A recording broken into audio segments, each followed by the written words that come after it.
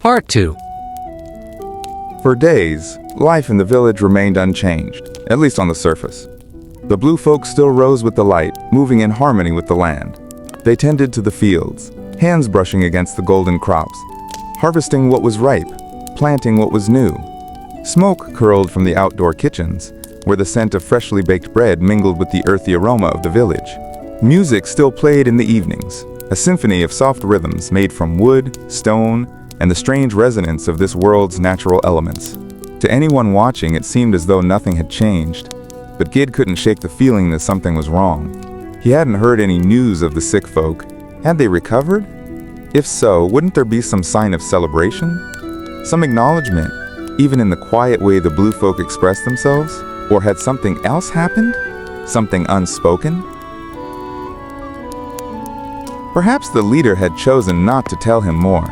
Perhaps this was something meant to remain within their own kind. Or perhaps the worst had happened. The thought gnawed at him, but there were no answers. Only silence.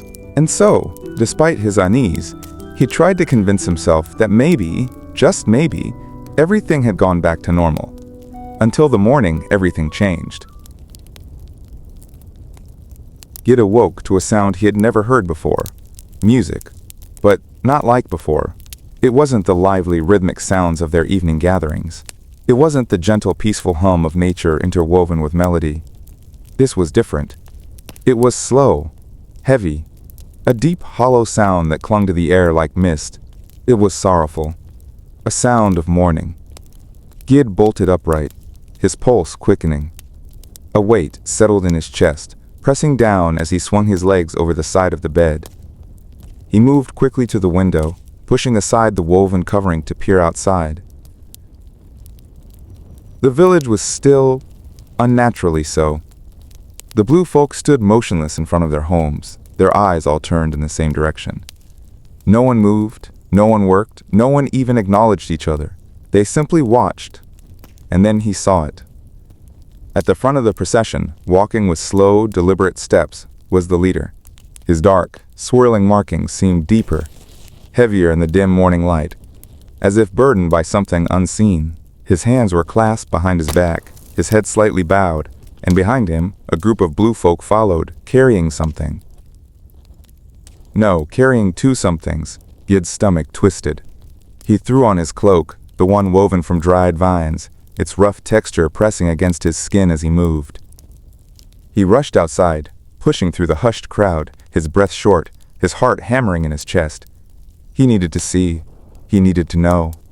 As he drew closer, the shapes became clear. Two biers, woven from vines and leaves around wooden frames, held high on the shoulders of the carriers. Two bodies. Gid stopped in his tracks. The figures that lay upon the biers were unrecognizable. Their deep blue skin, once rich and vibrant, was gone. In its place was something dark, lifeless, unnatural. Their flesh had hardened to a charcoal black, rigid and unmoving, as if they had turned to stone. He had seen them before. These were the sick folk, and now they were something else entirely. A terrible silence filled the village, broken only by the haunting melody that continued to drift through the air. It was unlike anything Gid had ever experienced. He had seen grief before. Back in his old world, he had heard the wails, the cries, the whispered condolences. But this was a grief that had no words. It was in the way the blue folk stood, their shoulders heavy with something they didn't know how to name. It was in the way the carriers bowed their heads, their movements solemn, careful, as if uncertain of what they were carrying. Did they even understand what had happened? Had they ever seen something like this before? Gid wasn't sure, but he knew what he was looking at. Death. And worse than that, the first death. Because if this world had never known death before, if this had never happened in all the years, in all the centuries that the leader had lived, then the blue folk didn't even know what they were mourning. To them, were these two simply in a deep sleep? Would they awaken in time? Would their color return? Their bodies soften? Their breath return? Or was this truly the end? The carriers walked slowly through the village, the music following them like a shadow, and one by one, the others fell into step behind them. A silent procession. A farewell to something they did not yet understand. Gid swallowed hard, the weight of the moment pressing down on him, and without a word he stepped forward and joined them. The procession moved with solemn grace, each step deliberate, each motion filled with unspoken meaning. The leader walked at the front, his cloak of dried vines flowing gently with his movements. Behind him, the blue folk followed in silence, their eyes fixed on what lay ahead. The towering volcano, its presence both ominous and nurturing. The volcano had always been the heart of their survival, a giant that breathed life into the land. Its deep purple fragments fueled their fires, its warmth nourished the soil, and its very essence pulsed through the world they called home. Now it would serve a different purpose. Now it would take care of the dead. The journey was long, stretching past the fields of deep green grass that swayed gently in the ever-present breeze, past the thick groves of golden-leafed trees, their roots twisting through the earth like veins. The air grew heavier as they neared the base of the volcano, the scent of minerals thickening, the warmth beneath their feet more pronounced. At last, they arrived. Before them stretched a vast lake, its surface a mesmerizing shade of blue, like liquid sapphires trapped beneath the sky. But this was no ordinary water. It churned and bubbled, the heat from the volcano keeping it in a constant state of slow, rolling motion.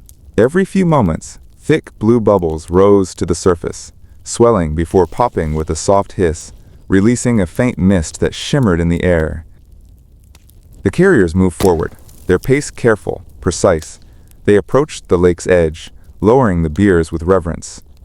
The bodies, once full of life, once as deeply blue as the sky at dusk, were now nothing more than rigid, stone-like shells. Their once bright eyes were closed forever, their stillness unnatural in a world that had never known death. With silent coordination, the carriers guided the biers onto the lake's surface, releasing them gently to float atop the boiling water. The entire village watched. No one moved. No one even breathed. The biers drifted toward the center of the lake, carried by the ripples of the ever-moving water. The blue bubbles rose and popped around them, creating an eerie, otherworldly rhythm, a sound that had never before been associated with morning. Then, it happened. The lake accepted them. A sudden shift in the water sent the biers tilting, their delicate frames twisting and capsizing. The bodies, blackened, hardened, foreign in their stillness, slipped beneath the surface without a struggle, vanishing into the depths. The water swallowed them whole. And then, silence. The blue folk stood motionless, their blue eyes locked onto the lake. Sadness thickened in the air like mist. No one had ever witnessed such an event before. No one knew what was supposed to happen next. Now they knew for sure. The dead folk would forever be gone. The leader stood at the very edge, watching the last ripples fade into stillness. He turned slightly, his gaze flickering to Gid, and in that moment, Gid saw something in those ancient eyes that made his stomach twist. Uncertainty. That night, Gid lay on his bed of woven leaves and vines staring into the darkness.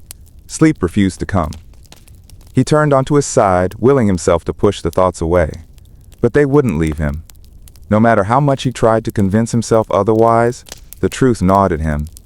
There had never been death in this world. Not until he arrived. Was it coincidence? Or had something from him, something invisible and terrible, slipped into this world alongside him? He thought back to his old world, a place where sickness was an accepted part of life, where people weakened and withered, where death was inevitable. He had never questioned it before. It was just how things were. But here it wasn't. Would it stop with 2 deaths? Or was this only the beginning? A cold feeling settled deep in his stomach. He didn't want to think about it, but the question kept surfacing, over and over again. What if I brought this here? The village seemed to move forward in the following days, slipping back into its routine. The fields were tended as usual. The bread ovens still glowed with steady warmth. The blue folk went about their tasks with the same quiet grace as before. And yet, something was different. Gid could feel it in the air, in the spaces between things. A subtle shift, A tension that hadn't existed before.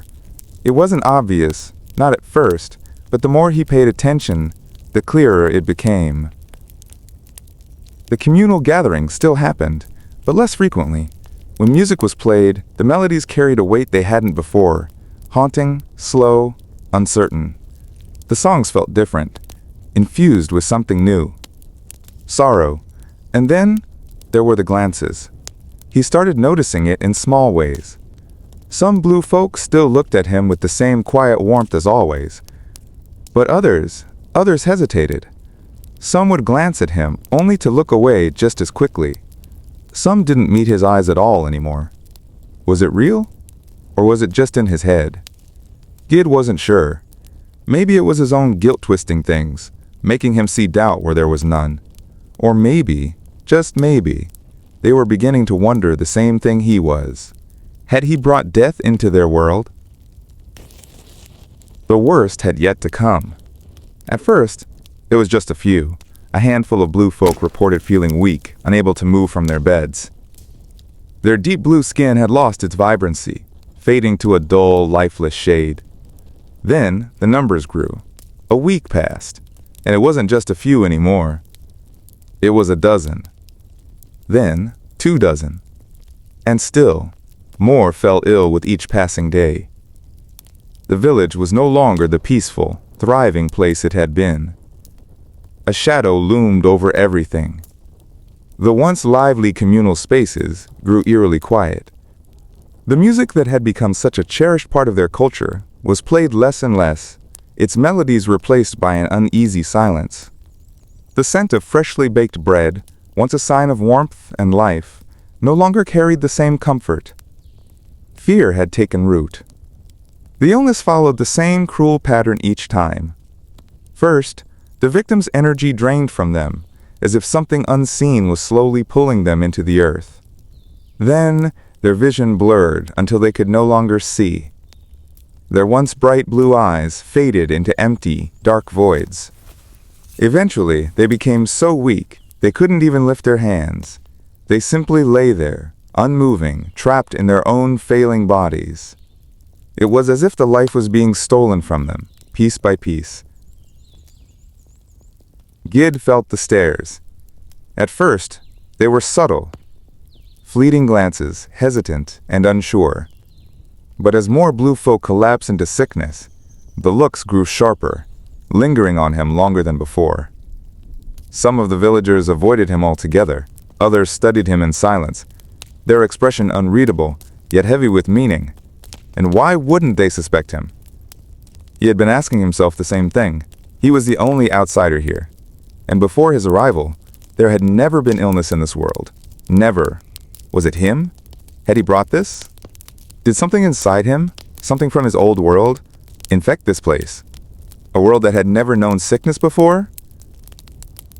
But there was no time to dwell on those thoughts. They had to act. There was no cure, no remedy, no understanding of what was even happening. But if one didn't exist, then they would have to find it.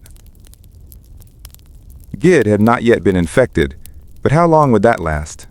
The weight of responsibility pressed down on him like never before. If he could stop this, if he could save the blue folk, then maybe the question of where this sickness had come from wouldn't matter anymore. Maybe he could fix this. Maybe he had to, because if he didn't, if no one did, there might be no village left to save. Gid threw himself into the search for a cure with relentless determination. He couldn't afford hesitation.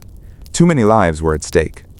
From the moment the sun peaked over the horizon until the sky darkened with twilight, he scoured the land, searching for anything that might hold the key to stopping the sickness.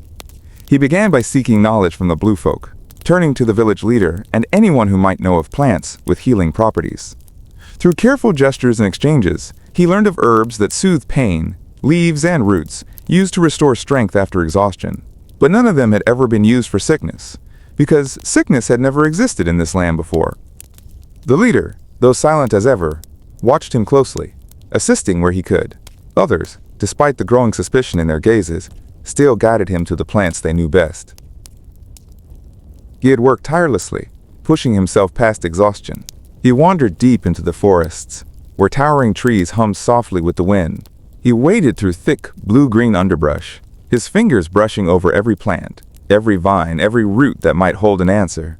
Some exuded strange scents, others left tingling sensations on his skin.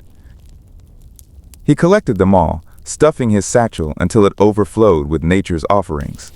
Back in the village, he set up a small workspace outside his home, a makeshift apothecary, where he sorted, crushed, boiled, and mixed. He had no guide, no instructions, just the knowledge he carried from his old world and the instincts he had developed since arriving here. Every mixture, every salve, every infusion was a desperate attempt to fight something he didn't understand. But he never treated the sick as mere test subjects. Every remedy he tried was first carefully examined, every plant checked to ensure it would not harm their bodies further. He administered his treatments gently, observing how each one reacted with their deep blue skin. Some herbs provided brief relief, a flicker of energy before fading again. Others did nothing at all. The illness remained, stubborn and merciless. Despite his efforts, he couldn't shake the weight pressing down on him. What if this wasn't something that could be cured? What if he was chasing a hope that didn't exist? But then, he pushed those thoughts aside. He had no choice but to keep trying. If there was even the slightest chance to save them, he had to find it. He worked alone, his hands stained with crushed leaves, his mind racing through every possibility. His exhaustion grew, but so did his resolve. The blue folk had accepted him, given him a place in their world, trusted him despite their growing fears. He would not let them down. One day, after a long morning of gathering herbs deep in the forest, Gid made his way back to the village, his satchel filled with plants he hoped would help fight the sickness. His body was weary, his hands dirt-stained from hours of searching, but his mind remained restless.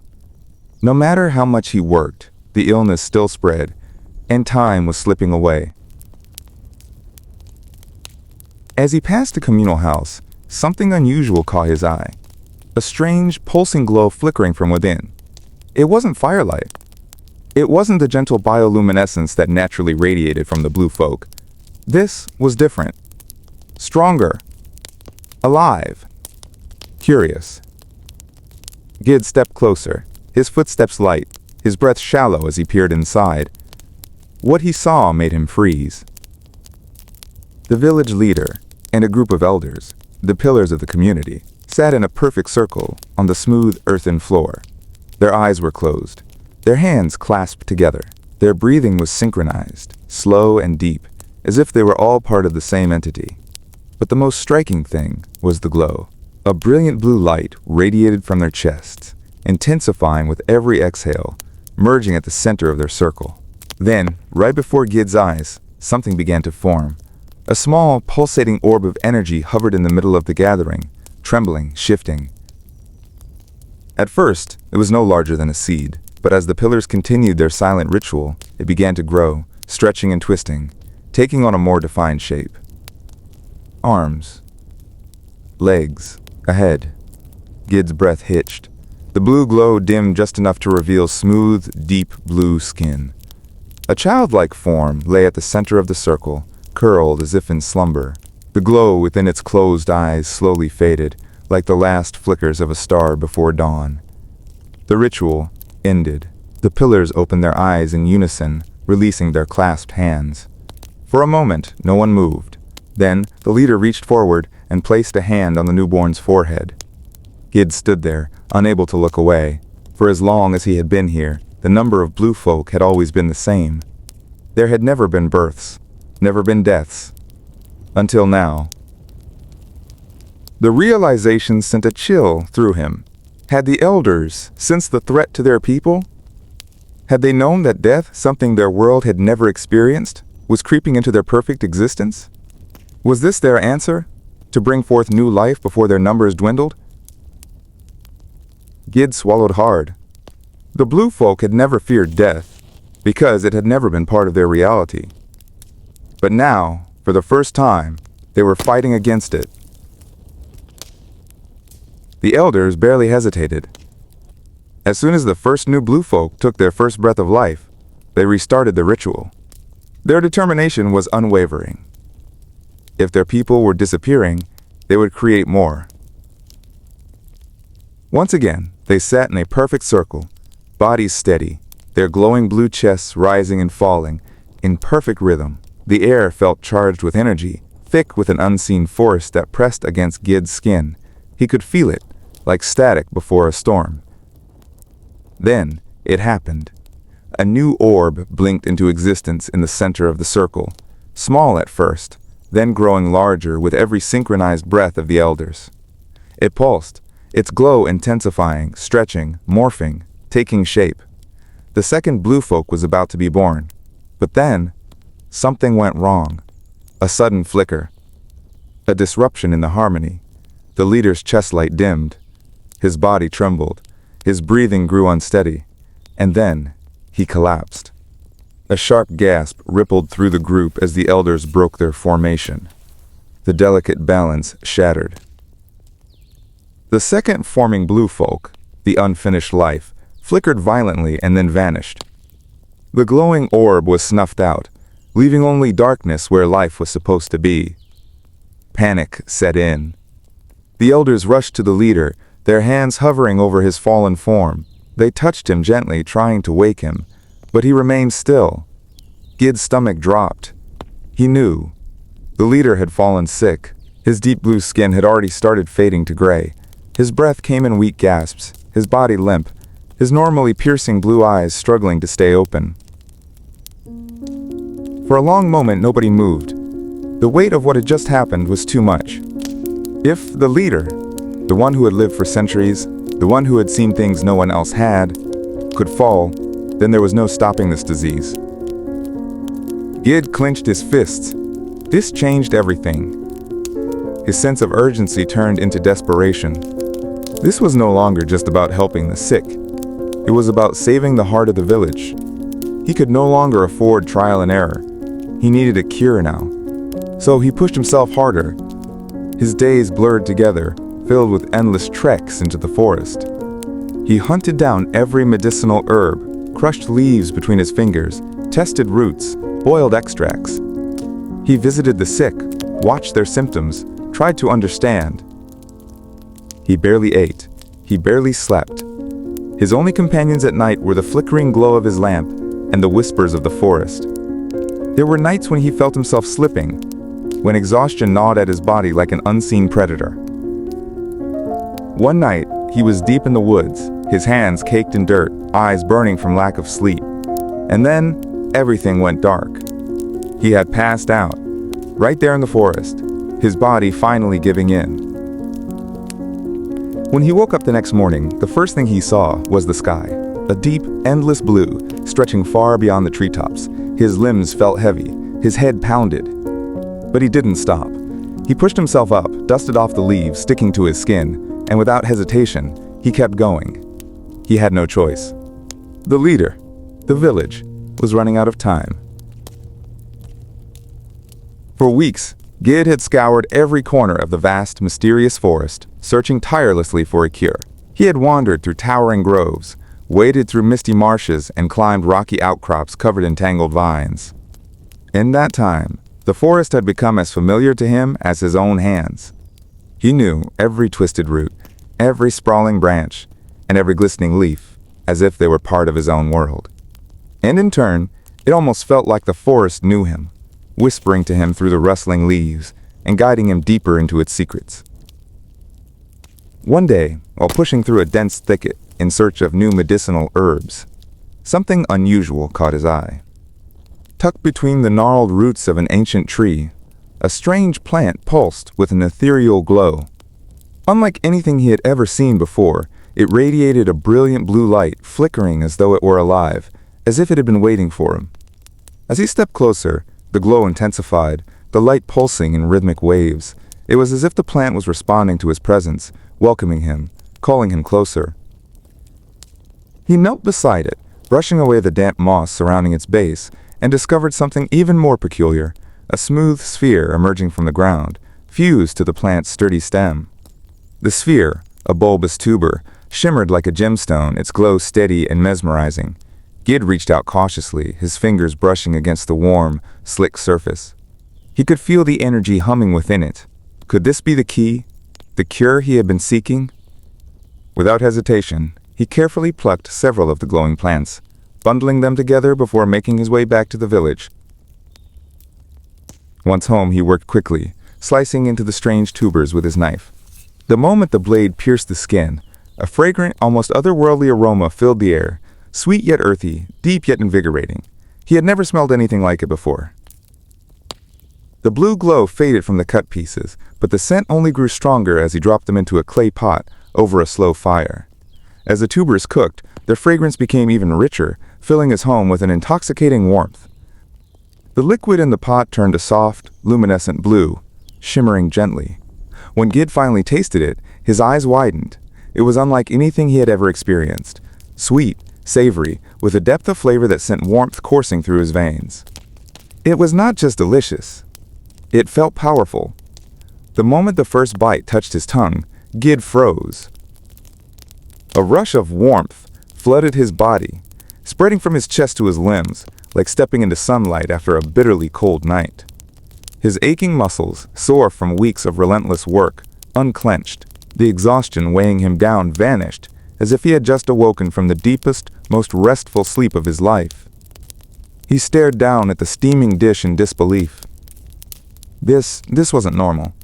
Before eating, he had felt like a hollow shell, drained by endless days of work, sleepless nights, and the ever-present fear gnawing at his mind. But now, he felt restored. No, more than restored. He felt invincible. His hands, once trembling from fatigue, now felt steady and strong. His thoughts, clouded by stress and uncertainty, were now sharp, focused. This plant, it was extraordinary. And if it could do this to him, a man who wasn't sick, then what could it do for the blue folk who were dying? His mind raced. The solid essence of the tubers was likely the main carrier of their healing properties. But if he wanted to maximize its effects, he needed a way to extract and concentrate it. Then it hit him, powder. If he could dry and grind the tubers into a fine powder, he could pack the healing properties into small, concentrated doses. The sick could consume large amounts without struggling to eat an entire meal. And if he mixed it with something that could ease their suffering, something for pain relief, it would be even more effective. This wasn't just food anymore. It was medicine. Gid wasted no time. He needed help and strong hands. He gathered a group of a few dozen blue folk, those who were still healthy and strong enough to endure the long trek through the forest. He motioned to them urgently, explaining through gestures that they needed to gather as many of these miraculous tubers as possible. The blue folk, sensing his urgency, nodded without hesitation. Together they moved into the forest, working faster and harder than ever before. They moved as one, their hands digging through the earth, harvesting every glowing tuber they could find. Gid barely felt the hours pass. His heart pounded, not from exhaustion but from hope. This could be it. This could save them all. By the time they returned to the village, their arms were overflowing with the strange plants.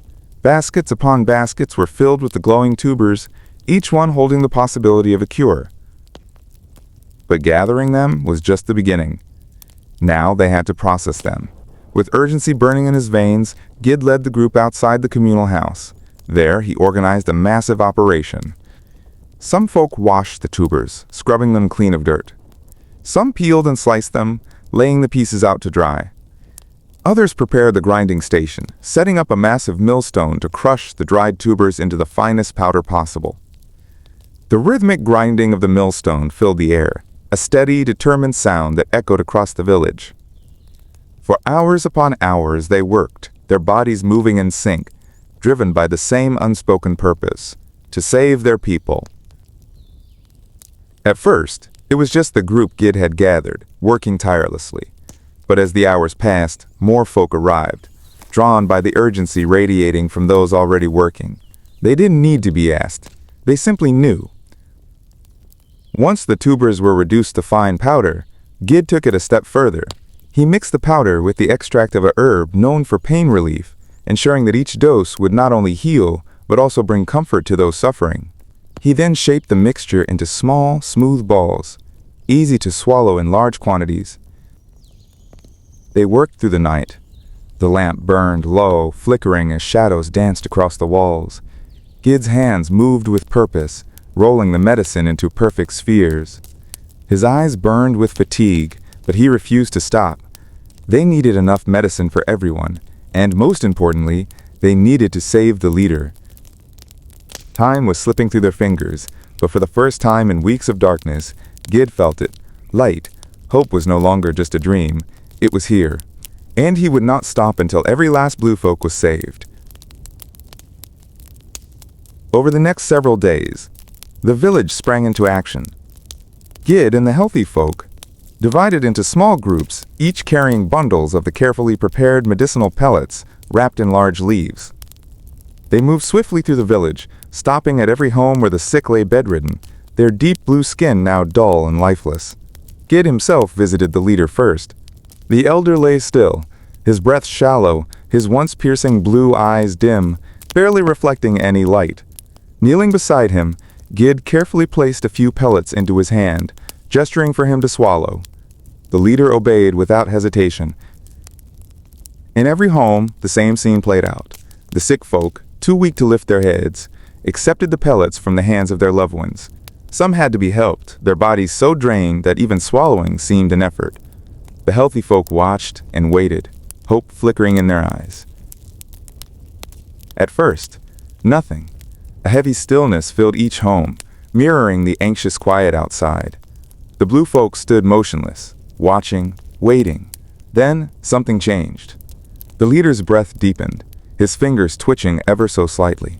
His chest rose and fell with new steadiness, his head tilted, his dim eyes flickering with faint light. And then, in house after house, it happened again. A frail blue folk shifted beneath their woven blankets, their shoulders no longer weighed down by invisible chains. Another sat up, their arms trembling but steadying themselves against the floor. It was working. But as the hours passed, it became clear that while the medicinal pellets had given them strength, they were not a cure. The sick folk could move, eat, and even walk short distances, but they were still not themselves. Their energy remained low, and their deep blue skin never regained its full richness. The leader, though no longer bedridden, still needed to lean against a pillar to stay upright. This medicine wasn't a solution, it was a lifeline, a temporary shield against whatever was stealing the life from the village. It bought time, but time wasn't infinite. Gid clenched his fists, determination burning in his chest. This wasn't over. If this wasn't the cure, he would find the real one, no matter what it took. The medicinal pellets had stalled the disease's march, holding back its devastating grip on the sick folk. Those who had been at death's door were now able to move, to eat, to stand. But they were not healed. The illness still lingered within them, lurking like a shadow, keeping them from regaining their full strength. And worse, it hadn't stopped spreading. Every day, more blue folk fell ill. Every day, more once healthy bodies weakened, their deep blue skin dulling, their vibrant eyes losing their glow. The tubers had given them time, but time wasn't infinite. Gid knew the truth. They could not rely on the tubers forever. The plants were not endless. Every harvest dwindled their supply, and soon there would be none left. If they ran out before finding a cure, the medicine that was keeping their people alive would be gone, and with it, hope. The search had to continue. Gid spent every waking moment in the wild, scouring the forest, venturing deeper into the unknown, communicating with the folk, gathering scraps of knowledge. Any lead, no matter how small, could bring him closer to a cure. Then, one day, he saw something strange.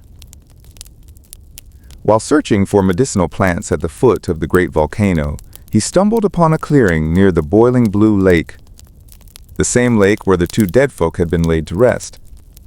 There, the familiar deer-like creatures had gathered, their spiraling horns catching the light as they moved, but something was wrong. Half of them, 5 out of the 10, looked exhausted. Their movements were sluggish, their limbs unsteady, their heads lowered in weakness. They walked as if every step was a struggle, their legs trembling beneath them. Gid narrowed his eyes. Was this the same illness plaguing the blue folk? He crouched low behind a thick vine, watching carefully. The creatures were approaching a small pool of water, separate from the boiling blue lake. Something about this pool was different. Unlike the violent, bubbling blue water of the lake, this pool was still, calm, undisturbed. Its surface shimmered with a deep, purple hue. The sick creatures reached the edge of the water, moving with effort. The healthy ones stood by, watching, not drinking, not stepping forward, almost as if they were guarding their sick. Then, one by one, the weakened creatures lowered their heads and drank. Gid held his breath. The change was instant. A pulse of light surged through their bodies, spreading beneath their fur, illuminating their veins like cracks of lightning in the dark. Their limbs steadied. Their heads rose. Their shaking ceased. By the time they lifted their heads from the pool, they were no longer weak. The trembling had stopped. Their movements were strong and sure. Their bodies, moments ago fragile and faltering, now stood tall and stable. The illness, if that's what it was gone. Gid's heart pounded. This water, it was no ordinary water. It was something else, something powerful, something that could very well be the cure he had been desperately searching for. Once the deer-like creatures had moved away from the pool, Gid cautiously stepped forward, his breath caught between excitement and disbelief. The water before him was unlike anything he had ever seen. Unlike the boiling blue lake where the deceased had been laid to rest, this pool was eerily calm. Its surface was a deep velvety purple, and beneath it an ethereal glow pulsed, a brilliant green light, shifting and shimmering like liquid energy. He peered closer, his heart pounding. At the bottom of the pool, strange plants thrived, their tendrils swaying in the water, illuminated from within. They looked almost alive, pulsing in rhythm with the glow. This was no ordinary water. Was this the cure? Gid had no way of knowing, but he wasn't about to leave empty-handed. He quickly scanned the area and grabbed broad, sturdy leaves from a nearby plant. With swift hands, he wove them together, creating a makeshift container strong enough to carry the mysterious liquid. His fingers trembled with urgency as he scooped up as much water as he could, careful not to spill a single drop. With his precious cargo secured, he turned and hurried back toward the village. By the time he arrived home, darkness had settled over the land, the sky stretching vast and star-speckled above him. The village lay in silence, the only movement being the soft flickering of torches near doorways. But exhaustion meant nothing now. He had to know. Rushing inside his kitchen, Gid lit a lamp and stoked the fire, the twin sources of light dancing across the walls of his small kitchen. The fire's glow cast long shadows, while the lamp's blue-tinged flame bathed the room in an otherworldly hue.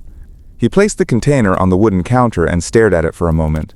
This could be the answer, the turning point in this nightmare. Taking a deep breath, he set to work. His hands moved with focused precision, grinding, straining, boiling, and testing the water's properties.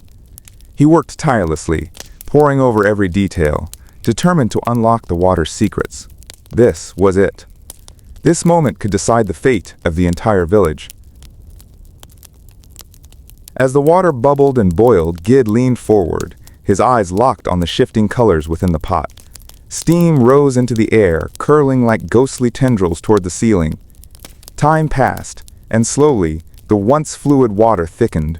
What remained at the bottom of the pot was a deep, rich, purple paste, thick and glossy, clinging to the surface like molten gemstone. It was the concentrated essence of the mysterious pool, the very heart of its power. His breath quickened. This was it. This was what the creatures had absorbed. With careful hands, he scooped up the thick substance, feeling its unusual texture. Dense, almost velvety, cool to the touch despite being freshly boiled. He had no way of knowing if this was truly the cure. But he wasn't going to stop now. He had to take this further. He carefully mixed the paste with the medicinal tuber powder, watching as the two substances melded together into a dark, rich blend. To bind them, he added extract from the pain-relieving herb, working the mixture until it could be rolled into small, compact pellets. They looked powerful. He could only hope they would be. Now came the real test. Gid held one of the freshly formed medicinal pellets between his fingers, studying it in the dim light. He knew the risk. He had no way of predicting its effects, no guarantee it would do what he needed it to do, but he had made up his mind. He had to know. Without hesitation, he placed the pellet on his tongue and swallowed. He sat there waiting. 1 second, 2, 3. His heart pounded. His muscles tensed in anticipation. And then, nothing. A sinking feeling settled in his chest. He waited longer, hoping for some sort of shift, some spark of energy, a surge of strength. Anything to prove he had finally found what he was looking for. But he felt nothing more than what the previous medicinal pellets had already provided. A mild warmth, a sense of balance, but no great awakening, no cure.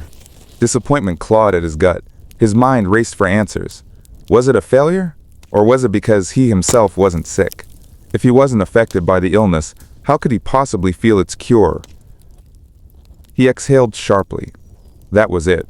This wasn't about him. This was about the sick folk. If there was any chance at all that this could help them, then he had to try. Even if he no longer held on to hope, he had to at least see it through. With the new medicinal pellets carefully wrapped in leaves, Gid left his home and made his way through the quiet village. The air was heavy with the rich scent of damp earth and the lingering smoke of blue-tinged flames, burning from the deep purple fragments gathered from the giant volcano. The night wrapped around him like a heavy cloak, its darkness vast and unyielding. He approached the home of a sick blue folk who lived nearest to him. Stepping inside, he saw the small, childlike figure slumped on their bed, their body frail and unsteady. Each breath came slow and labored, as if even the act of breathing drained what little strength remained. Kneeling beside them, he unwrapped the pellets and placed 3 in their hand, motioning for them to swallow. The blue folk obeyed, their movements sluggish but trusting. Gid watched in silence as they took the medicine, his own heartbeat filling his ears. And then he waited. Minutes passed. Then an hour. Nothing. No change. No light returning to their skin. No sudden burst of strength. A hollow disappointment gnawed at him as he turned away and stepped outside. The village was utterly still. The sky overhead, a vast sea of darkness, speckled with distant stars. He walked home, the weight of failure pressing against his shoulders. Had he done something wrong? Had he miscalculated the mixture? Was the glowing water not the key after all? Frustration clawed at his mind, but exhaustion overpowered it. His body felt heavier than ever, his thoughts sluggish and clouded. There was nothing more he could do tonight. Without another thought, he collapsed onto his bed, his last conscious thought lingering on the question that haunted him. Was there still hope? The next morning, before the first light of dawn had fully painted the sky, a series of rapid knocks echoed through Gid's home. The sound jolted him awake, his heart pounding in his chest. He rushed to the door, flinging it open, only to find himself face to face with a blue folk, their chests rising and falling with hurried breaths. It was a family member of the sick villager who had taken the new medicinal pellets. Their blue eyes were wide with shock. Gid could feel the urgency in their movements, their excitement barely contained. They pointed toward their home, urging him to follow without a moment's hesitation. Gid didn't need to be told twice. His feet barely touched the ground as he raced through the village, his heart hammering in anticipation. Could it be? Had it truly worked? As he arrived, a hush fell over him. The door creaked open, and there, standing at the threshold, was the sick villager. No longer weak, no longer frail, but standing up straight with a bright, joyful expression. His breathing was strong, his posture steady, and his limbs, once heavy with exhaustion, now held the promise of full recovery. The family gestured eagerly, their hands moving in quick, excited motions. They were telling him the villager was healing, faster than they had ever expected. The symptoms had almost vanished overnight, and within days his strength would be fully restored. Gid froze, his mind struggling to process the miracle before him. It was real. It worked. His vision blurred with tears, and before he could stop himself, he let out a choked, joyful cry in his own language. It worked! I found the cure. His voice rang through the air, carried by the morning breeze. Nearby blue folk, drawn by the sound of his outburst, turned their heads toward him, confusion flickering across their faces. They did not understand his words, but they recognized the emotion, the sheer, overwhelming relief. More villagers began to gather, their movements careful at first, then growing in intensity as the reality of the situation unfolded. The once sick villager clapped a hand to his chest, then gestured toward Gid, his eyes shining with gratitude. Through a series of precise gestures and exchanged signals, the truth spread: the medicine had worked. A ripple of astonishment washed over the gathered blue folk. Their eyes widened, hands reached for one another in shared excitement. The weight of fear and uncertainty that had loomed over the village began to lift, replaced by something powerful: hope. For the first time since the illness had begun, the future was no longer shrouded in darkness. They had a cure. The moment the realization sank in, Gid sprang into action. Without hesitation, he and the healthy blue folk gathered outside the communal house, their faces alight with determination. There was no time to waste. The illness was still spreading, and now that they had a cure, they had to produce as much of it as possible, and fast. The gathering space buzzed with urgency as they laid out their plan. Gid, standing at the center, used clear and deliberate gestures to organize the villagers. Everyone had a role to play. They divided into teams. One group would fetch water from the glowing pool, another would venture deep into the forest to gather more tubers and herbs, and the rest would stay behind to prepare the ingredients and craft the medicine. With their plans set, the village burst into motion. Gid took the lead, guiding the first group toward the luminous purple pool nestled near the lake at the base of the towering volcano. The villagers followed in a steady procession, their movements swift yet measured, urgency driving their every step. As they reached the water's edge, they wasted no time. Bending down, they carefully dipped their clay vessels into the shimmering liquid, mindful not to spill a single drop of the precious resource. This water was more than just an ingredient. It was hope itself, the key to restoring their people. Meanwhile, another team vanished into the dense forest, their eyes scanning the undergrowth for the familiar glow of the medicinal tubers. They moved with unwavering focus, plucking the bioluminescent roots from the soil and bundling them together. Some climbed the ancient trees, skillfully plucking the delicate, pain-relieving herbs from the higher branches. Back in the village, the work never stopped.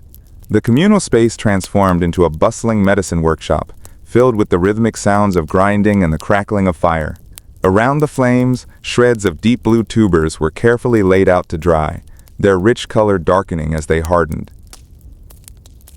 Blue folk worked with quiet determination, their hands steady as they used heavy millstones to crush the dried tubers into a fine, powdery consistency.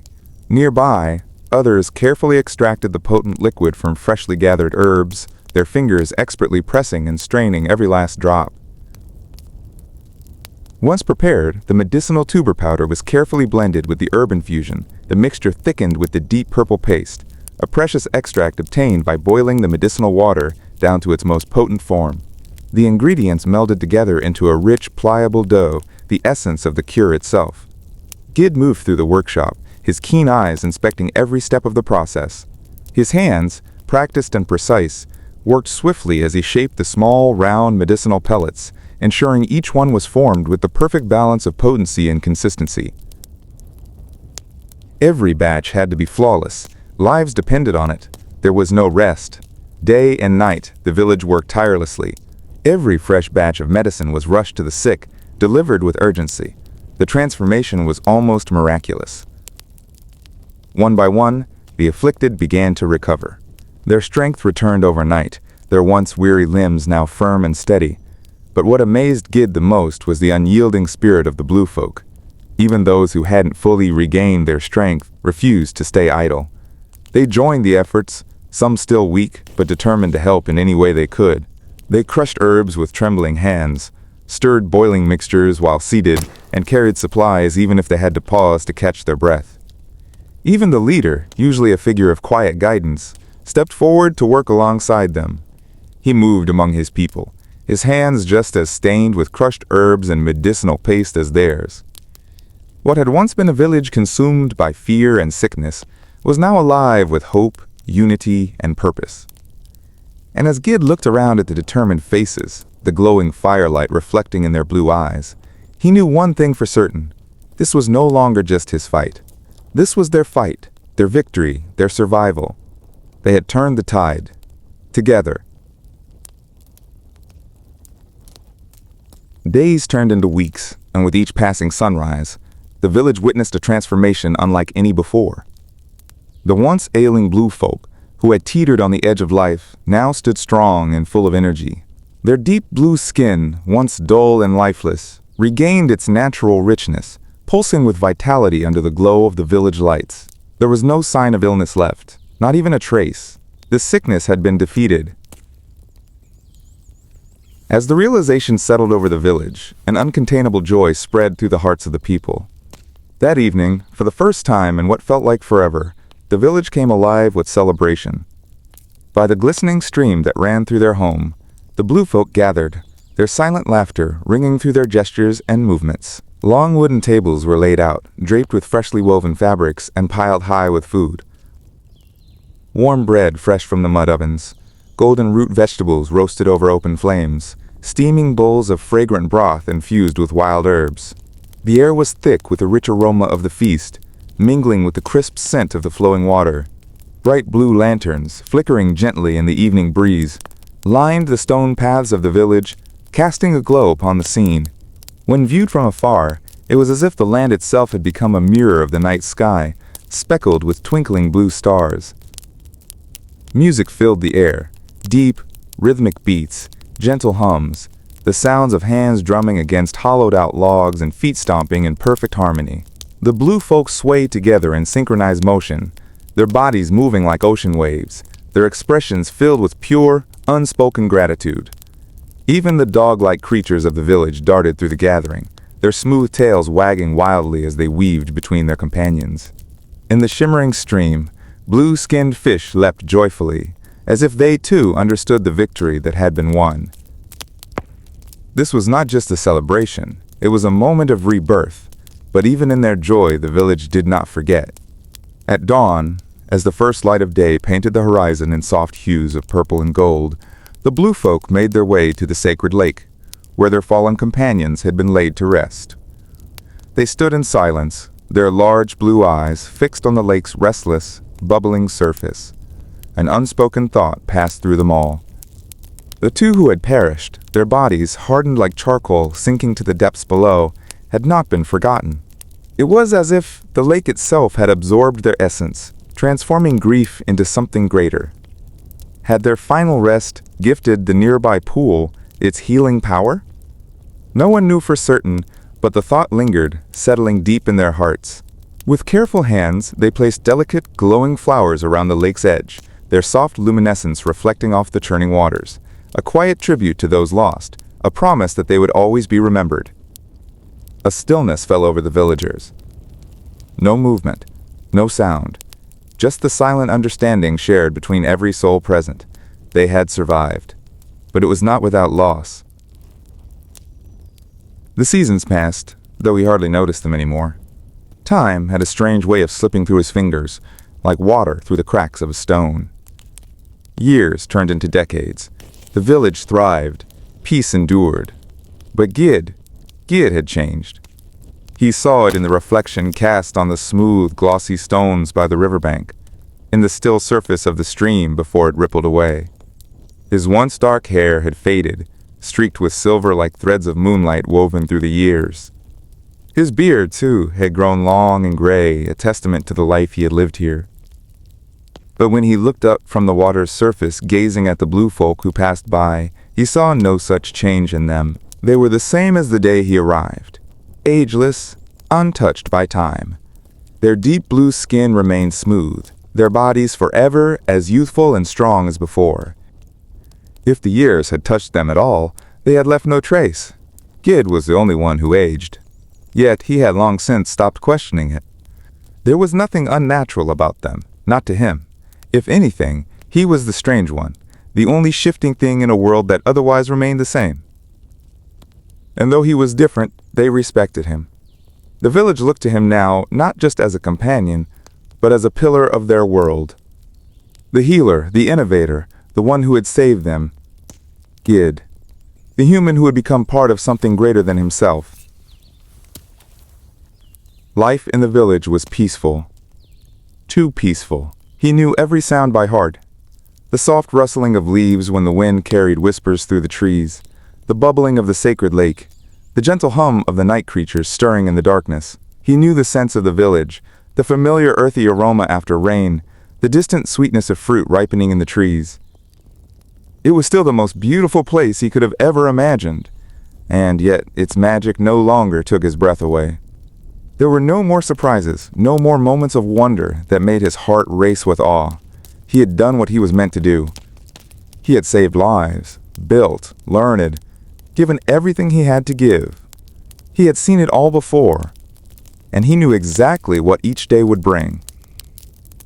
But more than anything else, the only wonder that still remained was her. What if he had reached her? What if, instead of being swept to this strange and beautiful land, he had arrived at her doorstep, seen her face one last time? Would things have been different? Would he have stayed, or would fate have stolen him away all the same? The questions never left him. They circled in his mind, unanswered, unshaken by time. It was easier during the day, when his hands were busy, when his mind was consumed with building, inventing, improving. The work had been a shield, keeping the thoughts at bay, but never for too long. At night, when the village was quiet and his fire burned low, she returned. The ache in his chest never truly faded, a lingering echo of the past, a question that had no answer.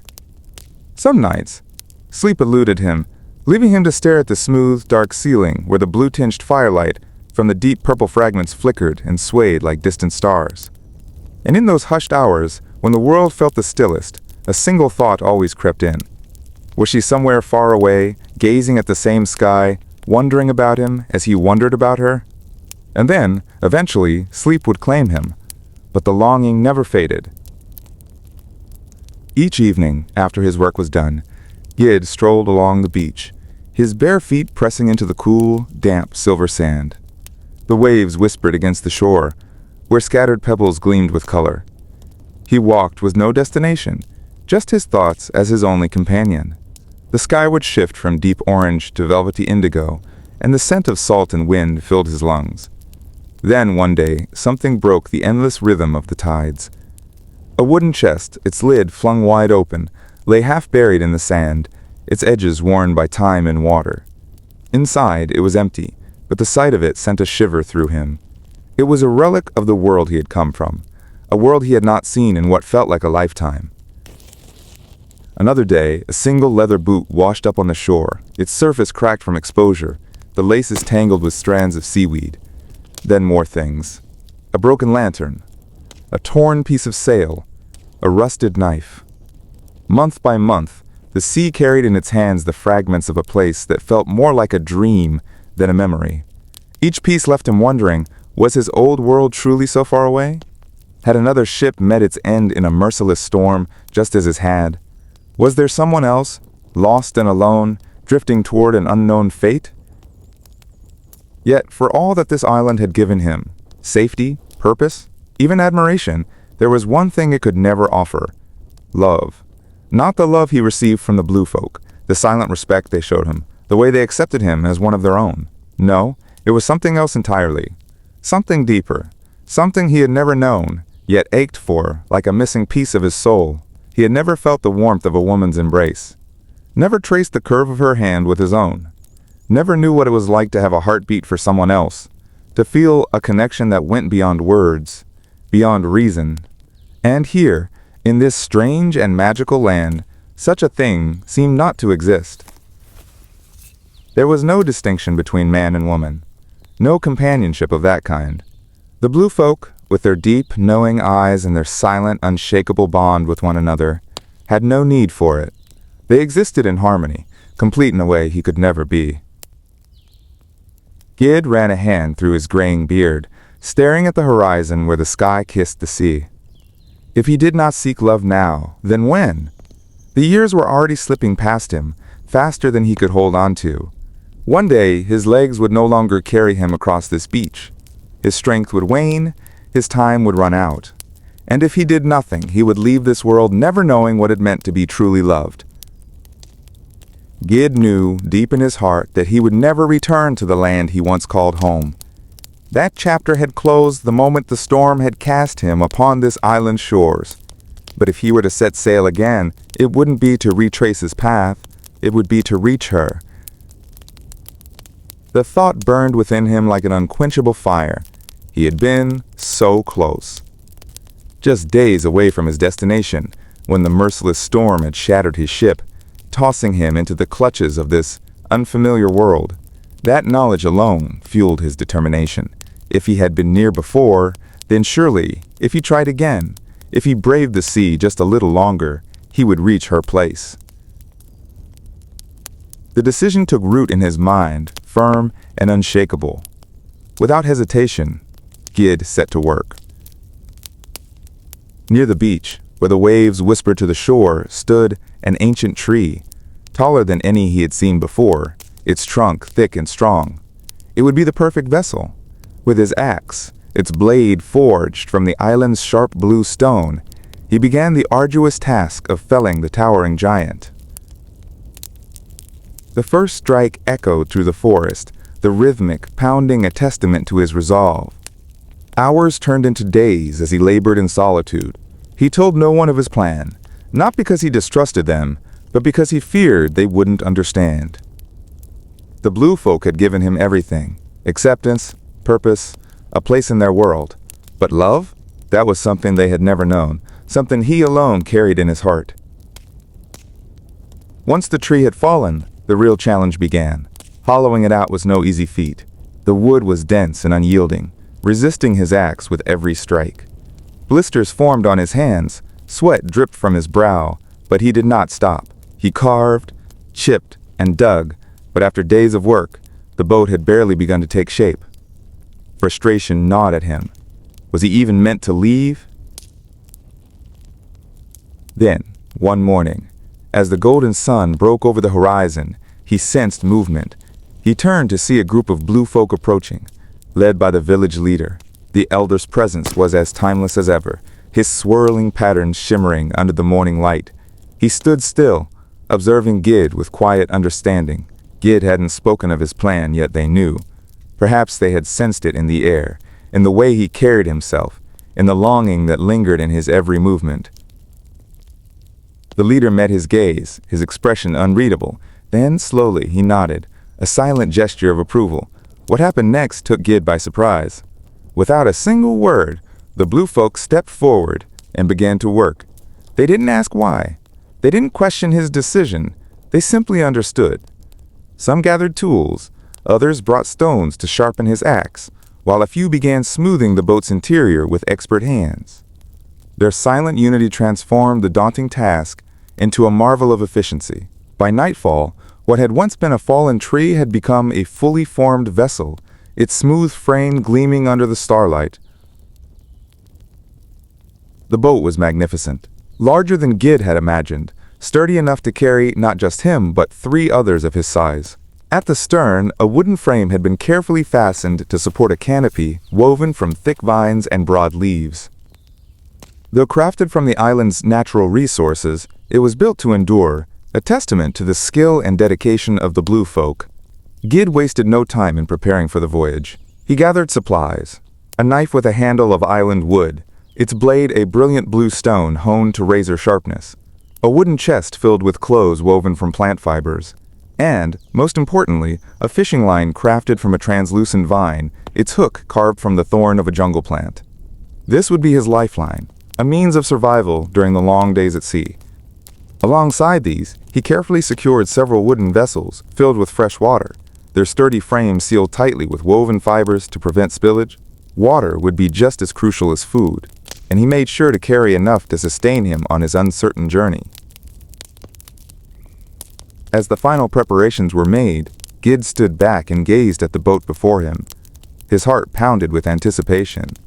The ocean awaited, and beyond it, so did she. Then, a sound broke the steady rhythm of the waves, the soft but unmistakable thud of countless footsteps moving in unison. Gid turned. A sea of blue faces met his gaze.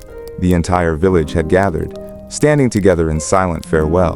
They filled the shoreline, their large blue eyes locked on him, their presence alone speaking louder than words ever could. His throat tightened and he blinked away the sting in his eyes. He had spent so many years among them, learning, healing, building a life, and now he was leaving it behind. A simple thank you was all he could muster, his voice barely above a whisper, but they heard him. Some of them nodded, a quiet acknowledgement of all they had shared.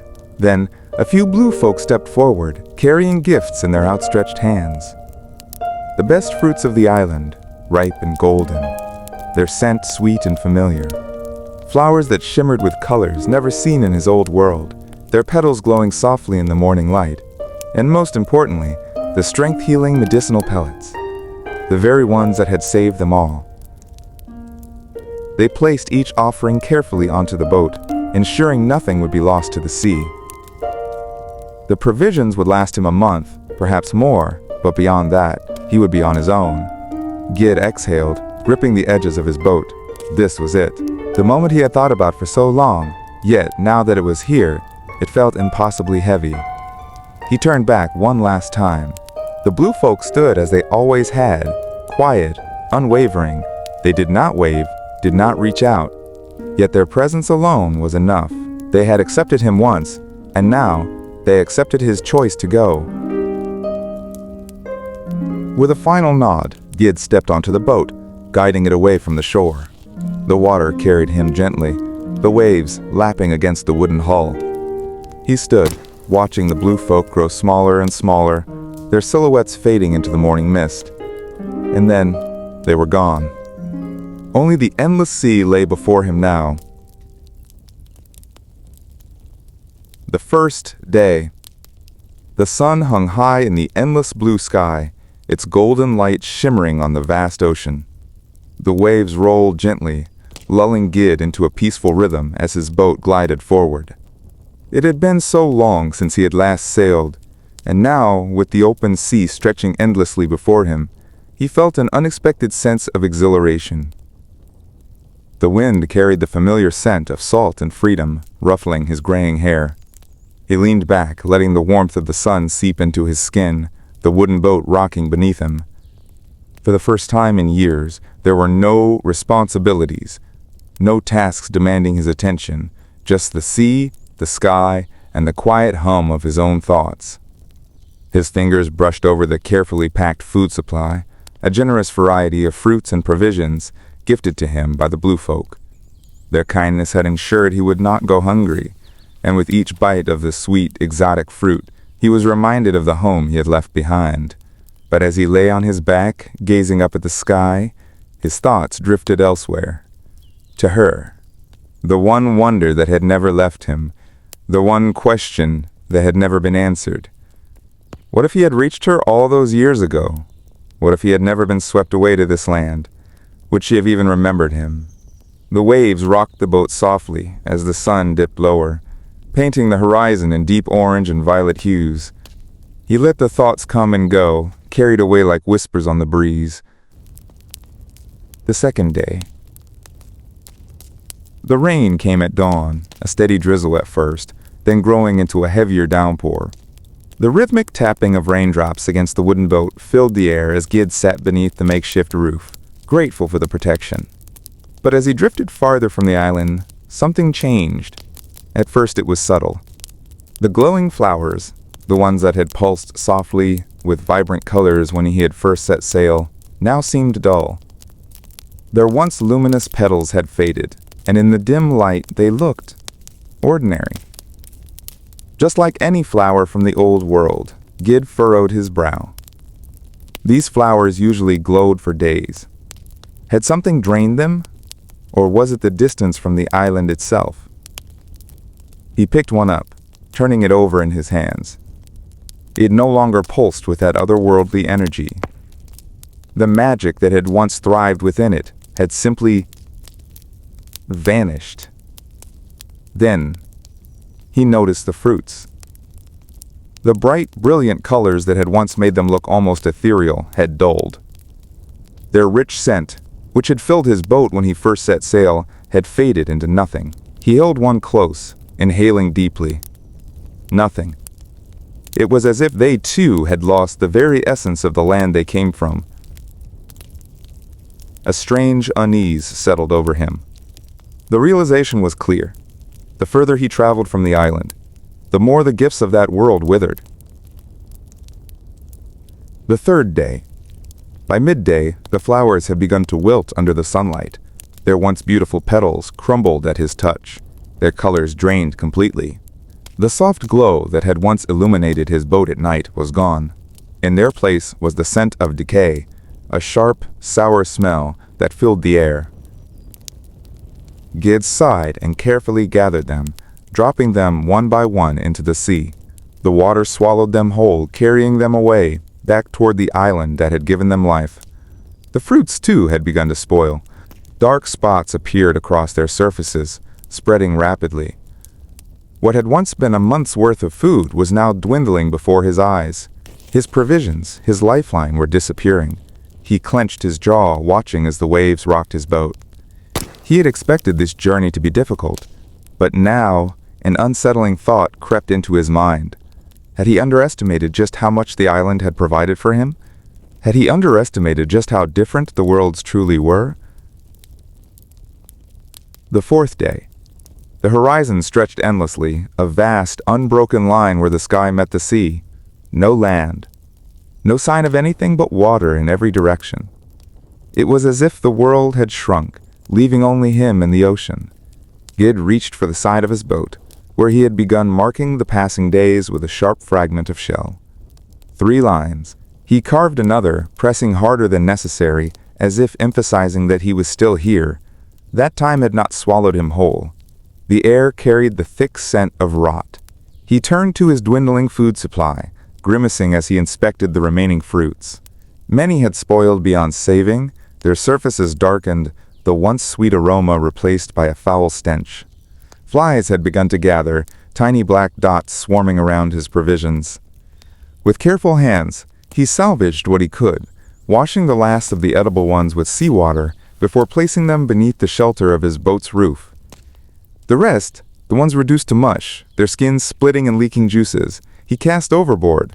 They hit the water with soft plops, vanishing beneath the waves. As he watched them drift away, a thought struck him. He would have to fish. His food supply was nearly gone, and the sea was now his only provider. He reached for the fishing line he had prepared before his departure. It had been a precaution, but now it was a necessity. The 5th day, still, nothing but the sea. Gid squinted at the horizon, searching, hoping for a glimpse of something, anything, that would break the monotony of water. But the ocean remained vast and merciless, stretching in every direction like an endless abyss. The sky was different today. The blue had been swallowed by thick, dark clouds, churning overhead like a restless beast. A storm was brewing. He sighed and turned his attention to the fishing line. A piece of fruit, one of the last, became his bait. Carefully, he let the line slip into the water, watching the bait sink below the surface. He waited, and waited. Hours passed. Nothing. The ocean gave him nothing. That night, he lay on his back, staring up at the sky. The stars were hidden behind thick clouds. The heavens closed off to him. A thought crept into his mind, unbidden and heavy. What if he never found her? What if he had left the island only to die out here, swallowed by the sea? The waves rocked his boat gently, a cruel lullaby. His exhausted body surrendered, and sleep took him. 10 days passed. Time blurred. Days and nights melted together in an endless cycle of hunger, exhaustion, and the ceaseless rocking of the boat. Gid's body had changed. The once strong man, the figure who had stood tall among the blue folk, was now reduced to something frail. His ribs pressed against his skin. His hands, once steady and firm, trembled with weakness. His beard had grown long and unkempt, strands of gray clumping together with the salt of the sea air. His hair, once streaked with hints of color, was now a tangled mess, moving in the wind like seaweed adrift. The fruits were gone. His water, at least, remained. He had been wise to leave clay vessels open when the rains had come, collecting every precious drop. It was the only thing keeping him alive now. But the strength-healing medicinal pellets, the very remedy that had once saved an entire village, failed him here. They did nothing. Perhaps it was because they had been crafted from the island's gifts, its sacred plants, its glowing pools, its rich, enchanted earth. Whatever power had once been infused within them had been left behind, just like the glowing flowers and the shimmering fruits. Here in the vast nothingness of the sea, they were just dry pellets. Nothing more. He survived only by catching small fish, using his fishing line with weary hands to reel in whatever he could. But the catches were scarce, each one smaller than the last, barely enough to sustain him. Gid sat at the edge of his boat, gazing at the never-ending water. How much longer could he endure? And how much farther until he found the answer he had spent his whole life searching for? Gid woke to the deafening roar of thunder. It was morning, but the sky was shrouded in a thick, ominous darkness, as if the sun had never risen. Jagged bolts of lightning split the heavens, each flash briefly illuminating the world around him in stark white light. For a fleeting moment, as the lightning struck, he saw the markings on his boat, 16 lines carved into the wood. Before he could fully grasp the thought, the wind howled like a vengeful beast, slamming into his frail vessel. Waves surged around him, rising like great walls of liquid fury, crashing down with unrelenting force. The rain fell in sheets so heavy they blurred the horizon, drenching him to the bone. The boat rocked violently, nearly capsizing. Gid's hands clung to the sides, his fingers digging into the slick wood as he fought to keep himself anchored. His arms trembled, his legs braced against the floor, but the storm had no mercy. A monstrous wave rose before him, towering, furious. Before he could react, it came crashing down. The impact sent him flying. He was in the water, cold, endless, suffocating. The sea swallowed him whole, pulling him into its depths. Salt burned his eyes, his throat. He thrashed, fighting against the force dragging him under. His limbs, weak from starvation, barely obeyed. Above, the sky flashed again, revealing the outline of his boat, still afloat, still there. With a desperate kick, he surged upward, gasping as he broke the surface. The rain lashed against his face. His boat bobbed a short distance away, carried by the relentless waves. He swam, arms stretching, legs kicking. His fingers brushed the slick wood. He grabbed hold. Gid hauled himself up, muscles screaming in protest, and collapsed onto the boat's floor, coughing up seawater. But there was no time to rest. The storm raged on, and over again, the waves tossed him into the abyss. Each time, he fought his way back, climbing onto his boat, only to be thrown off again. It was a battle of sheer will, a test of endurance between him and the sea. Hours passed, maybe more. Time had no meaning in the chaos. Then, finally, the storm began to wane. The howling winds softened into mournful whispers. The towering waves shrank, rolling gently once more. The rain, once an endless torrent, eased into a steady drizzle. And somewhere beyond the horizon, the first light of dawn began to creep into the sky. Gid lay on the boat, utterly drained. His body felt like it had been torn apart, his muscles heavy, his breath ragged. He couldn't move. He barely had the strength to open his eyes. When he finally did, he found the storm had taken its toll. The roof of his boat, gone. Nothing remained but broken, hanging poles swaying weakly in the breeze.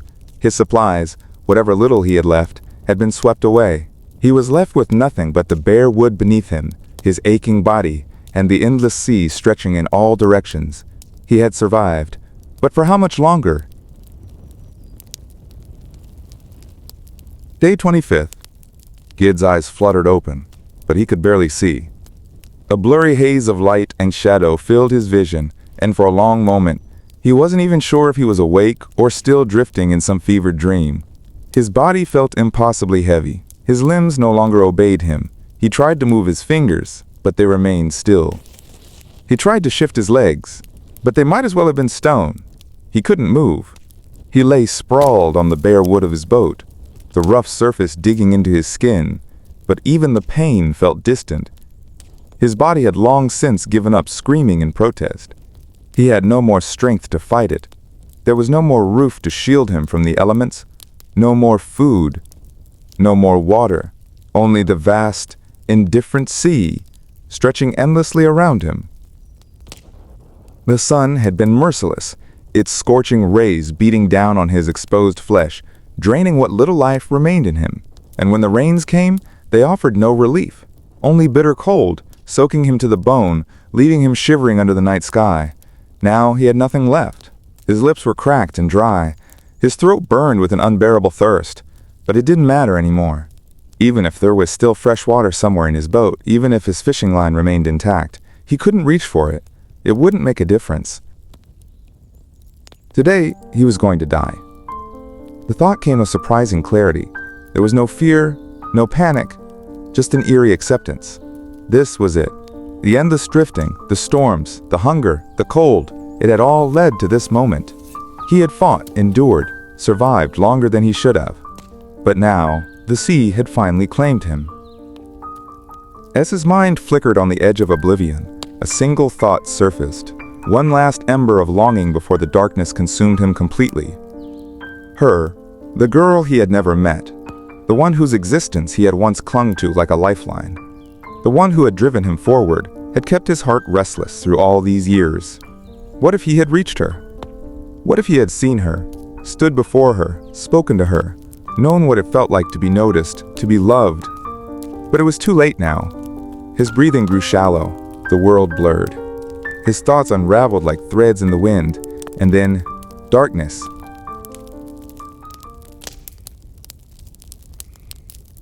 Gid's eyes fluttered open, his vision hazy as he stared at the ceiling above him. Rows of reddish-brown clay tiles stretched overhead, their edges uneven, some darkened with age, others glistening slightly from the damp air. He blinked, his breath shallow, trying to make sense of where he was. Beneath him, a firm yet unfamiliar bed cradled his weary body. The scent of herbal remedies and burning oil filled his nostrils, mixing with the faint, earthy smell of damp stone. Slowly his senses sharpened, and he became aware of soft murmurs around him. Turning his head, he saw them, other patients lying on similar wooden-framed beds, each covered in thin, worn sheets.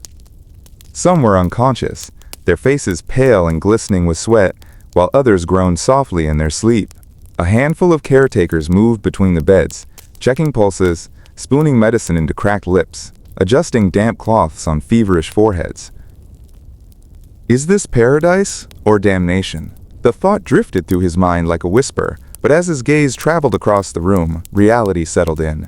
The stone walls, the dim lanterns flickering in the corners, the faint creaking of wooden doors opening and closing. It wasn't the afterlife. It was a hospital. His body ached as he struggled to sit up, every muscle resisting, as if he had been asleep for days. A wave of dizziness hit him, but before he could collapse back onto the bed, a gentle yet firm hand caught his shoulder. "Easy," a soft voice said. He looked up to see a woman in simple robes, her eyes kind yet watchful. Her hands were rough, marked by years of tending to the sick. She adjusted his sheets and placed a steadying palm on his back.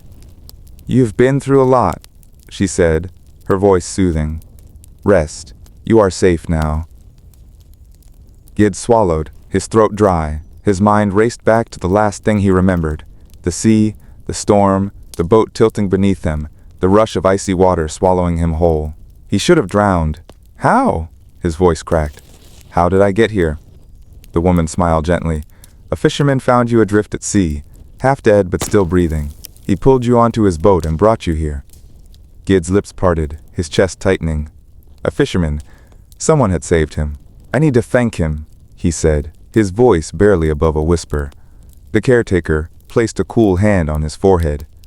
"You will," she assured him, "when you're strong enough." He closed his eyes for a moment, trying to absorb it all. His journey, his desperate escape, the weeks at sea, the hope that had driven him forward. And now he was back. His heart sank. Back in the old world, the land he had once abandoned, where he had been an unknown, working tirelessly in a bakery with no name, no family, no purpose. The realization hit him like a crashing wave. He had not reached her. After everything, after fighting against nature itself, after surviving the impossible, he had been washed back to where he started. This was his fate. A deep sorrow settled in his chest, but mixed within it was a fragile, lingering ember of gratitude. He had been saved. He was alive, but at what cost? Gid's strength returned faster than anyone expected. Each day he forced himself to move, first just shifting in bed, then sitting up, then standing on trembling legs. The caretakers watched over him with quiet encouragement, offering bowls of hot broth and herbal tonics that strengthened his body, though nothing could heal the weight pressing down on his heart. And then finally, the day came. The hospital doors stood before him, weathered wood and iron hinges that had held him within for weeks. When he pushed them open, the outside world greeted him with a sharp, crisp air, the scent of distant markets and sea salt mixing in the breeze. He turned back to the caretakers, bowing his head deeply. "Thank you," he said, his voice thick with emotion. One of the women smiled and pressed a small, wrapped bundle into his hands. Bread, a flask of water, and a cloth pouch filled with a few silver coins. "For your next journey," she said warmly. His journey. The thought twisted inside him. His journey had been across the sea, toward the one he had lost. And now, here he was, walking these unfamiliar streets, a man from another world, returned to a place that no longer felt like his own. But first, there was one man he needed to see.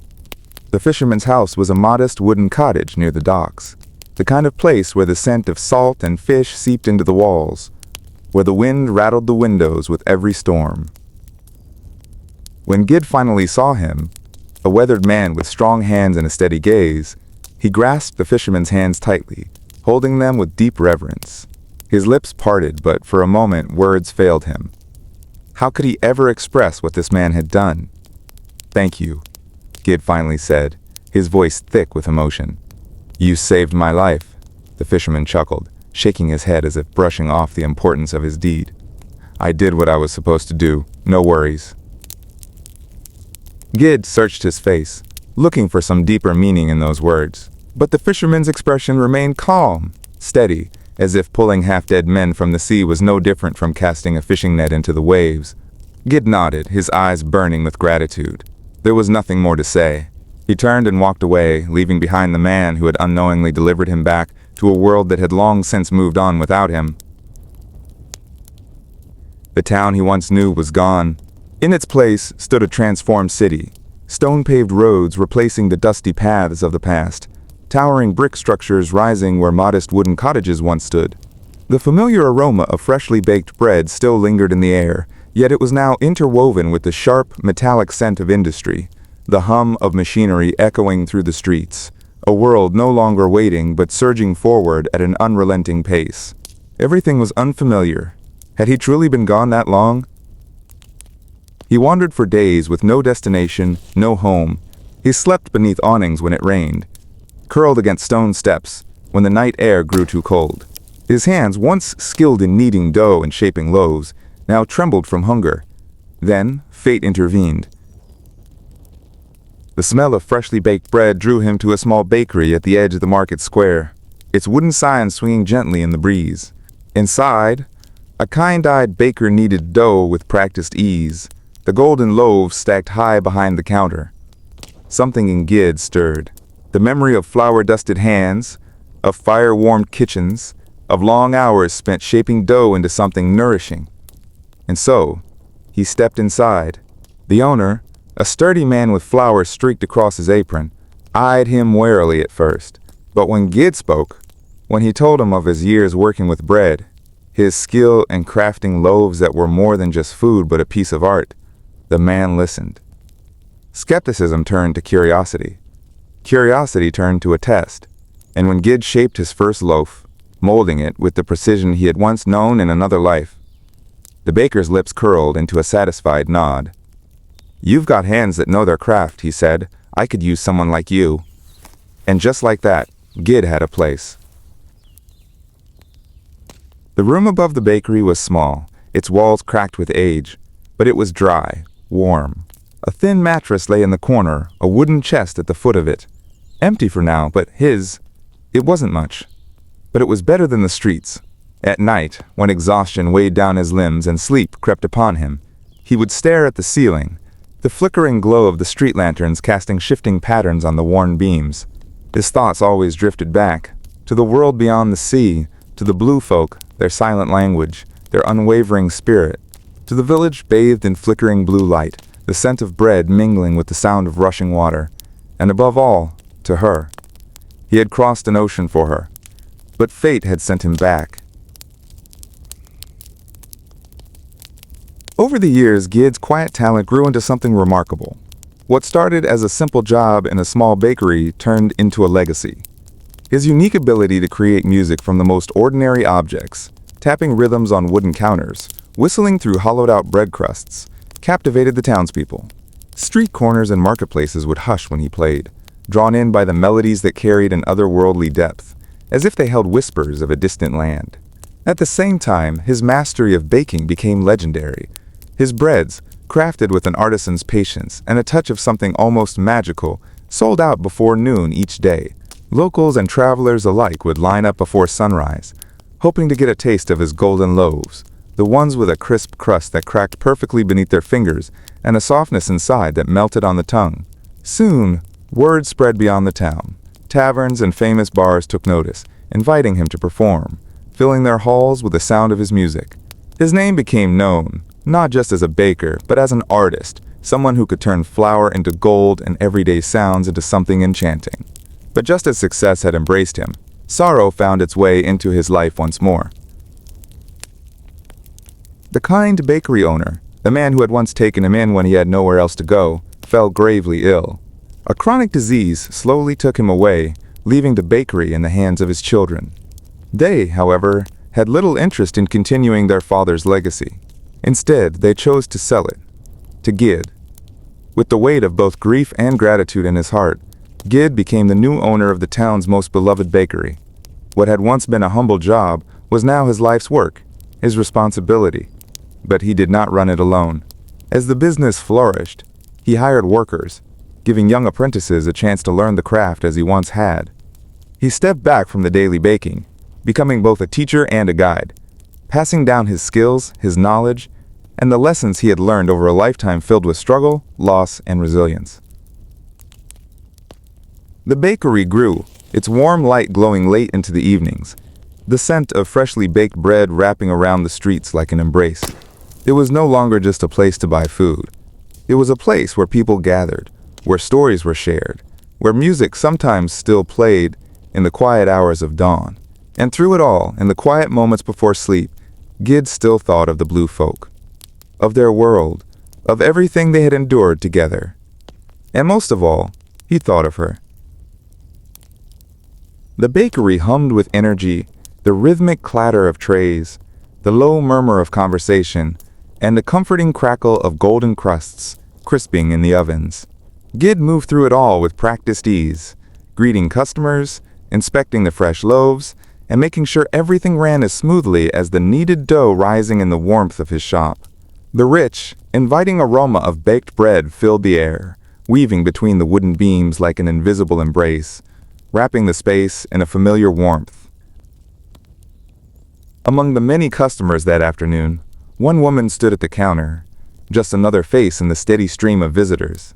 In her hands, a basket filled with his finest loaves, cradled carefully, as if she treasured them beyond just their taste. Her hands, marked by time, held them with a delicate reverence. But then she spoke, and in that instant the entire world shifted. "I've always loved this bakery," she said to the cashier with a soft smile. "It reminds me of someone I once knew, a young man I wrote countless letters to when I was younger. But I never found him." Her voice was calm, almost wistful, but Gid felt as if lightning had struck his very soul. His hands trembled, his heart pounded against his ribs. Time slowed to a crawl. The letters, the ones that had once been his only tether to hope, the ones he had carried in his heart, even as he was swept away into a world no one would believe existed. Gid turned, his breath caught in his throat. His eyes met hers, and in that instant, he knew. His vision blurred with tears as he whispered, "Lisa?" The woman, now in her 50s, turned to look at him properly for the first time. Her smile faded, her brows knit together as if she were searching his face for something familiar, something buried beneath the years. As she looked at him, memories of the letters flooded her mind. She had imagined his face 1,000 times, his strong features, his youthful energy. Now, those same features had softened with age, his hair dusted with silver, but the essence of him remained unchanged. And, in a sudden, breathtaking moment, it all clicked. It was him, she gasped, dropping the basket of bread as her hands flew to her mouth. Tears welled in her eyes, spilling down her cheeks before she even had the chance to blink them away. "It's you," she breathed. Gid couldn't speak. He simply nodded, his throat too tight with emotion to form words. His knees buckled slightly, and he sank into a chair, overwhelmed. Lisa followed, gripping his hands in hers, as if afraid that if she let go, he would disappear again. "I waited for you," she sobbed, shaking her head. "I waited for so long. I even came to this town, hoping to find you. I never gave up, but I thought—" Her voice broke. "I thought you were gone forever." "I tried," Gid finally managed to say. "I tried to come back to you, but I was lost for so long." Through choked tears, they spoke of the past, of the letters, of the dreams they once shared, of the cruel fate that tore them apart. Gid told her everything. Of the storm, the island, the blue folk, the struggles, and the years that slipped through his fingers like sand. Lisa listened with wide, tearful eyes, believing every word without hesitation. Because no matter how impossible it all sounded, he was here. That was all that mattered. And so, after decades of separation, after years of believing they would never see each other again, they finally found their way back to one another. Their love, though once lost, had never truly faded. Gid and Lisa moved in together, making up for all the years that fate had stolen from them. Though they had no children of their own, they found a new purpose in life, giving a home to those who had none. They adopted 5 orphan children, raising them with kindness, love, and the lessons of resilience that life had taught them. The children grew up within the warm walls of the bakery, learning the art of bread making from Gid and the gentle wisdom of Lisa. Years passed, and as Gid and Lisa grew older, their legacy flourished. Their children, now grown, took over the bakery, expanding it beyond anything Gid had ever imagined. His story, the boy who was lost at sea, the man who built a new life from nothing, the legend of the blue folk, became something passed down from generation to generation. Long after he was gone, his name remained, a symbol of perseverance, a tale of love that defied time itself.